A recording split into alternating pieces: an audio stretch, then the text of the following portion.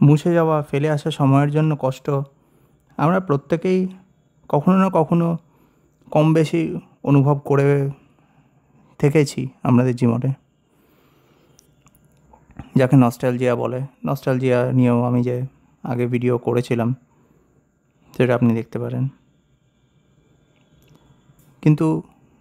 আরেক রকমেরও আমাদের কষ্ট হয় মুছে যাওয়া সময়ের জন্য। সেটা ঠিক কষ্ট না বলে হয়তো অনুতাপ বলা ভালো। হয়তো আমরা খানিকটা সময় বা হয়তো বেশ খানিকটা সময় নষ্ট করে ফেলি কোনো ভুল কাজের জন্য, ভুল কাজের পেছনে দৌড়ে, ভুল লক্ষ্যের পেছনে দৌড়ে আমরা হয়তো অনেকটা সময় নষ্ট করে ফেলি। এবং যখন আমরা বুঝতে পারি যে আমরা এতদিন যেটার পেছনে ছুটে মরছিলাম সেটা একটা ব্যর্থ প্রচেষ্টা ছিল, যে এইটার পিছনে ছুটে আমাদের কোনো লাভ হয়নি জীবনে, বরং এই সময়টা আমরা অন্য যে জিনিসের কথা আমরা ভেবেছিলাম, যেটা আমরা জীবনে সেটার দিকে অগ্রসর হলে হয়তো আমাদের জীবনটা আরও বেশি ফলপ্রসূ হতো, সেই সেই লক্ষ্যের দিকে আমাদের এগোনো উচিত ছিল। এবং সেই জন্যে আমাদের মনে অনুতাপ জন্ম নেয়। কিন্তু যেহেতু আমরা এতখানি সময় আমরা তার আগেই নষ্ট করে ফেলেছি এই ব্যর্থ প্রচেষ্টার পিছনে, সেই জন্য তখন আমাদের মনে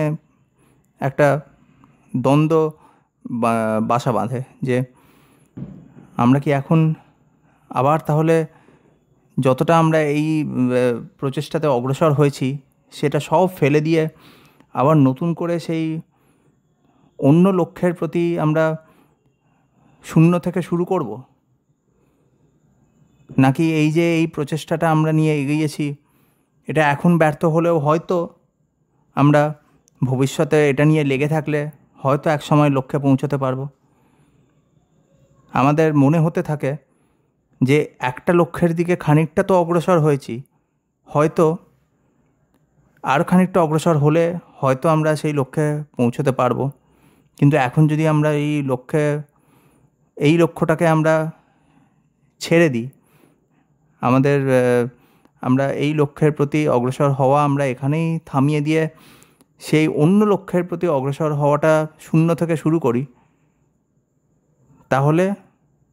সেটা আমাদের আরও অনেক সময় সাপেক্ষ হবে ব্যাপার। সেই জন্যে আমরা অসফল বারবার হতে থাকলেও এই ব্যর্থ প্রচেষ্টার পিছনে তাও আমরা লেগে থাকি। এইটার একটা ইংলিশে একটা পোশাকি একটা বিবরণ আছে, একটা টার্ম আছে, সাঙ্ক কস্ট ফ্যালাসি। যে আপনি একটা লক্ষ্যের পিছনে আপনি অনেক মূল্য তার মধ্যে অলরেডি দিয়ে দিয়েছেন, সেই জন্য আপনার মনে হয় সেই মূল্যটা, সময় আমি এতক্ষণ ধরে বলছিলাম, কিন্তু সেই মূল্যটা আমাদের আর্থিক মূল্যও হতে পারে। যে আপনি একটি কোনো লক্ষ্যের প্রতি আপনি ধরুন আপনি কোনো একটি ব্যবসা আপনি ভাবছিলেন যে আপনি গড়ে তুলবেন, সেই ব্যবসার প্রতি আপনার অনেকখানি পুঁজি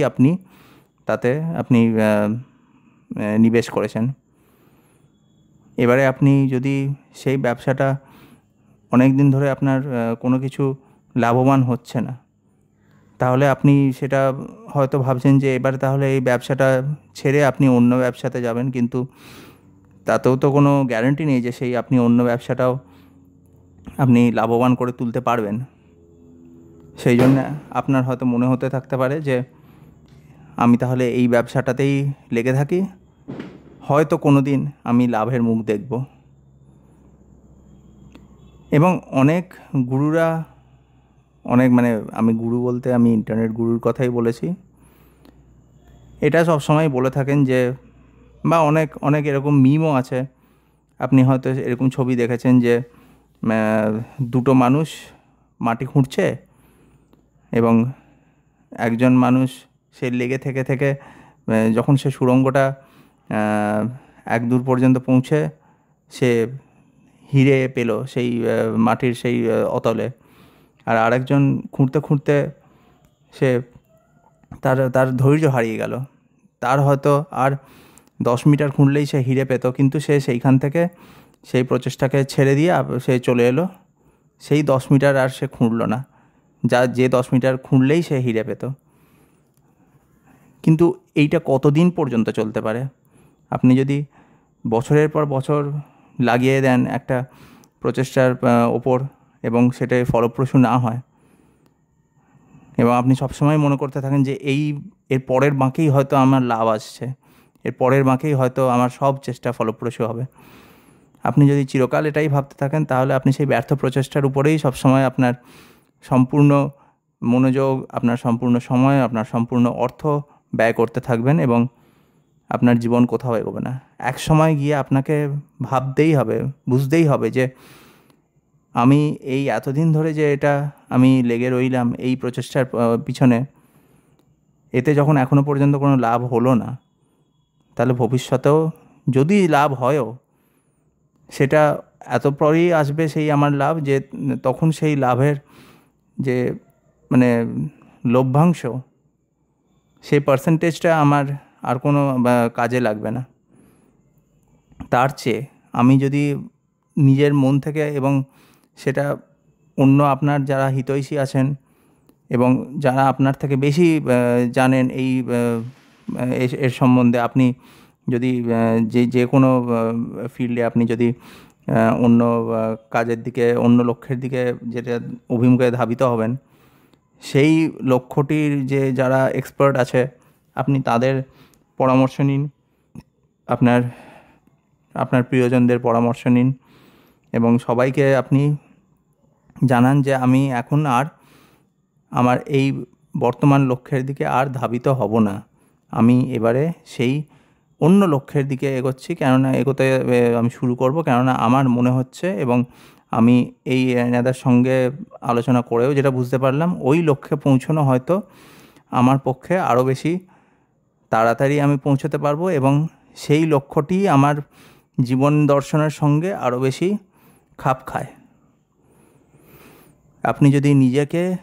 এবং আপনার যারা হিতৈষী আছেন, আপনাকে যারা অ্যাডভাইস করবেন, তাদেরকে আপনি বোঝাতে সক্ষম হন যে হ্যাঁ, এইটাই আপনি করতে চান এবং এটাতেই আপনার মঙ্গল, তাহলে অবশ্যই আপনি সেই নতুন লক্ষ্যের দিকে অগ্রসর হন। সাঙ্ক কস্ট ফ্যালাসির জন্য আপনি ফাঁদে পড়ে থাকবেন না। চিরকাল একটা লক্ষ্য, মানুষের জীবনে সবসময় লক্ষ্য বদলায়, মানুষের জীবন তো স্থায়ী নয়, একটা পুকুরের মতো, সে এক নদীর মতো বয়ে চলে। সুতরাং একটা লক্ষ্যেই যে আমাদের স্থির থাকতে হবে চিরকালের জন্য, সেটা একেবারেই কাম্য নয়, এবং সেটা হওয়া উচিতও নয়। সেই জন্যে আপনি যদি মনে করে থাকেন যে আপনার যে এখন বর্তমান আপনার মনে হচ্ছে, আপনার যেটাকে বলে গাট ফিলিং, আপনার মনে হচ্ছে নিজের মধ্যেই মনে হচ্ছে যে আপনি যে লক্ষ্যে এখন অগ্রসর হচ্ছেন সেটি কোনো দিকেই যাচ্ছে না, আপনি এক গোলক ধাঁধায় যেন পড়ে রয়েছেন, একই জায়গায় আপনি আবর্ত ঘুরেই যাচ্ছেন,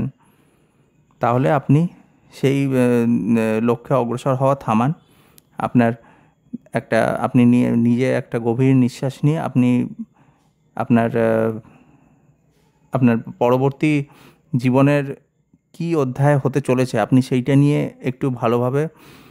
শান্ত মনে একটু বিশ্লেষণ করুন যে আমি কি করতে চাই, আমি এখন যেটা করছি সেটা কি সেই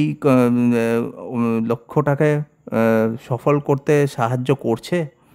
সেটা যদি না করে, তাহলে আমি কি এখনো পর্যন্ত এই ব্যর্থ লক্ষ্যে আমি ছুটেই চলতে থাকবো?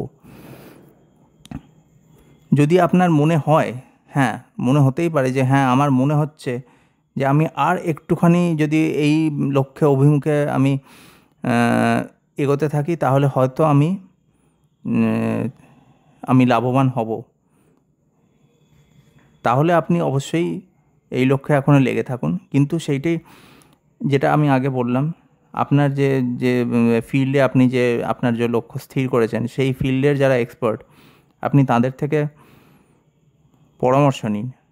যে আমি যে লক্ষ্যে আমি লক্ষ্য অভিমুখে চলছি, সে এখন আমার যা বর্তমান অবস্থা, আমি কি তাতে কি আমার আপনাদের কি মনে হচ্ছে যে আমি এই লক্ষ্য অভিমুখে আমি এখনও ধাবিত হতে থাকলে কয়েকদিন বা কয়েক মাস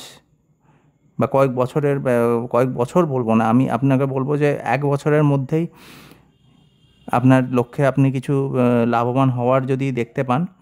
তাহলে আপনি সেই লক্ষ্যে অভিমুখে এগোন। কিন্তু আপনার যারা সেই এক্সপার্টরা যদি বলেন যে না, আপনি যে বর্তমান পরিস্থিতিতে রয়েছেন তাতে মনে হচ্ছে, এবং বর্তমান সমাজের যা পরিস্থিতি হবে, মার্কেটের পরিস্থিতি হবে, তাতে আপনার মনে হচ্ছে না যে এই লক্ষ্যে অভিমুখে আর এগোনো উচিত, ওনারাও যদি এই পরামর্শ দেন আপনাকে, তাহলে আপনি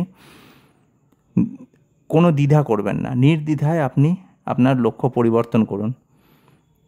এবং একবার লক্ষ্য পরিবর্তন করে ফেললে তাহলে আপনি আবার সেই ঘুরে তাকাবেন না, তখন আবার অনুতাপ করবেন না যে আমি কেন ওই লক্ষ্যটা ছেড়ে দিলাম, হয়তো আমার ওই লক্ষ্যেই বেশি লাভ হতো, আমি কেন এই নতুন লক্ষ্যের দিকে আবার ধাবিত হলাম। তখন সম্পূর্ণ মন প্রাণ দিয়ে সেই নতুন লক্ষ্যে লেগে পড়ুন এবং প্রথম দিন থেকে আপনি সেই প্রচেষ্টায় সফল হওয়ার চেষ্টা করুন। সাঙ্ক কস্ট ফ্যালাসির মধ্যে ডুবে থাকবেন না। এইটাই আমার আজকে বক্তব্য ছিল। আপনারা বলতে পারেন যে আপনাদের জীবনে এরকম কোনো সাঙ্ক কস্ট ফ্যালাসির মধ্যে আপনারা এই ফাঁদে পড়েছিলেন কি না, এবং কতদিন লেগেছিল আপনাদের সেই ফাঁদ থেকে বেরোতে, জানাতে পারেন আমাকে কমেন্ট বক্সে। তাহলে আজ এই পর্যন্তই, ধন্যবাদ।